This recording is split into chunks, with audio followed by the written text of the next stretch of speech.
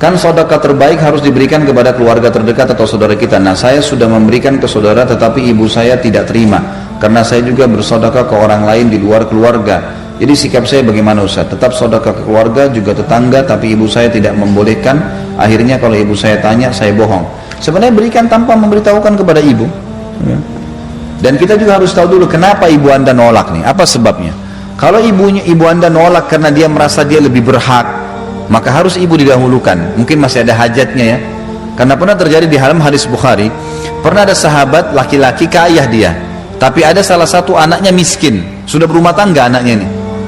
Lalu sahabat ini bawa duit kasih ke tangannya orang miskin di depan masjid Nabi.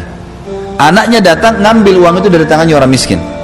Ayahnya marah, kenapa kau ambil? Dia bilang, saya lebih pantas ayah, saya sampai nggak punya makanan hari ini, kenapa anda bantu dia, nggak bantu saya gitu. Ayahnya lapor ke Nabi SAW. Lalu Nabi SAW berkata kepada si ayah, kau telah dapat sesuai dengan niatmu, niat sedekah sudah kau dapatkan.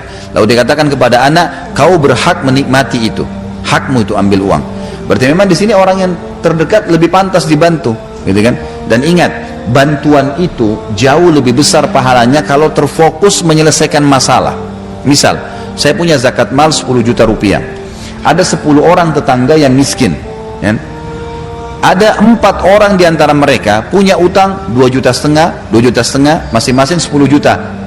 Mana lebih baik saya bagi masing-masing 1 juta, tapi masalah mereka belum selesai, atau saya fokus 4 orang selesai 4 orang masalahnya, yang 4 orang selesai masalahnya, itu lebih afdal. Karena clear, dia sudah selesai dari masalah pada saat itu. Lebih baik daripada kita pecah-pecah zakat di sini 10.000, 10.000, 10.000 atau 100.000. Lebih baik satu orang terlilit utang, lunas utangnya, bebas hidupnya. Itu lebih afdal kata ulama. Jadi di sini kita lihat masalahnya, ibu anda kenapa nolak nih? Mungkin dia rasa dia lebih perlu, kan gitu. Tapi kalau misalnya memang hajat ibu sudah terpenuhi, maka anda usah bicara sama ibu, kan gitu. Kalau ditanya apakah kau bantu lagi tetangga, ya secukupnya. Untuk apa bantu gini, ya sudah nggak usah bantah, gitu kan? Nggak usah dibantah, diam saja, gitu kan? Dan lain kali lakukan, nggak usah diberitahukan. Dan memang sama orang tua pun lebih baik kita tidak menceritakan. Kita tahu banyak orang alokasikan zakat malnya di Ramadan, ada zakat fitrah, ada pahala membuka puasakan orang, ada sedekah secara umum lah, gitu kan? Ada satu hal yang saya ingin diberatkan, Bapak Ibu sekalian, yang saya ingin diberatkan begini. Persepsi tentang harusnya kita menabung banyak di tabungan ganti sekarang dengan banyaknya bersedekah. Perhatikan ya, kita kan kapan rekening saya 10 juta, kapan tambah lagi jadi 100 juta, kapan 1 miliar, nggak selesai-selesai, begitu mati nggak ada yang diamalin.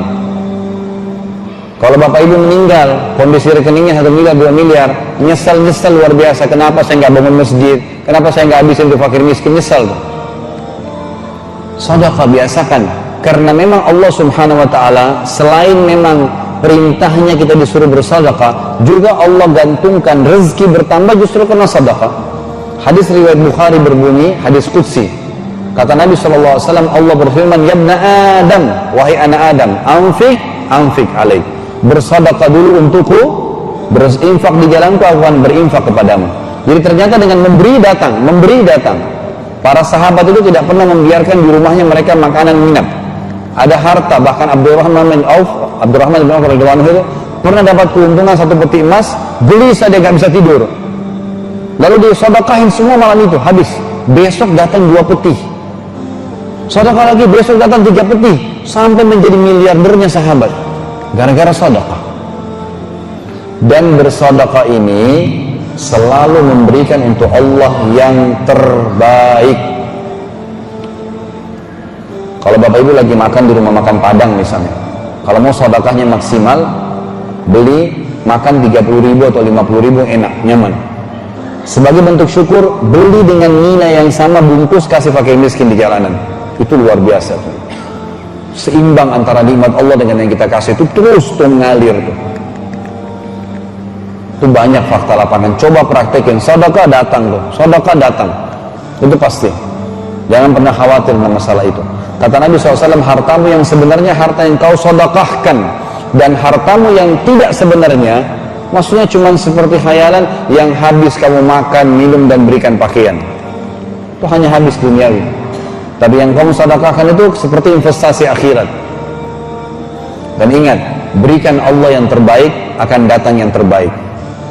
Jangan Bapak Ibu bilang di rumah ada makanan mau rusak, daripada rusak kasih aja orang. Kata-kata daripada ini nggak enak. Memang niatin kasih, bagi dari awal, bukan daripada. Baju masih bagus, kasih, jangan sudah sobek.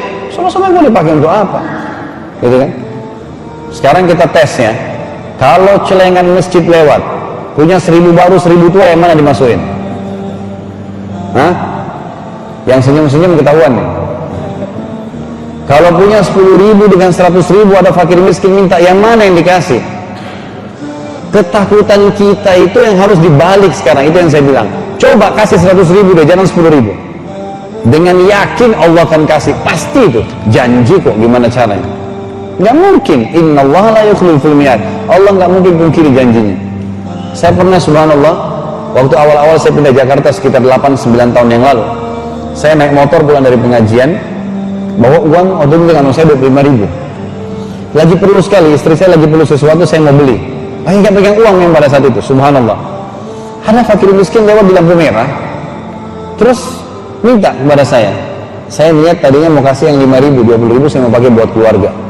Tersirat dalam hati saya, kenapa harus dihitung? Kasih fakir miskin, Allah sudah janjikan. Saya keluarkan 20.000-nya, bahkan semua kalau salah saya kasih ke dia. Pulang ke rumah nggak bawa apa-apa nih. Ini mau beli apa sebentar?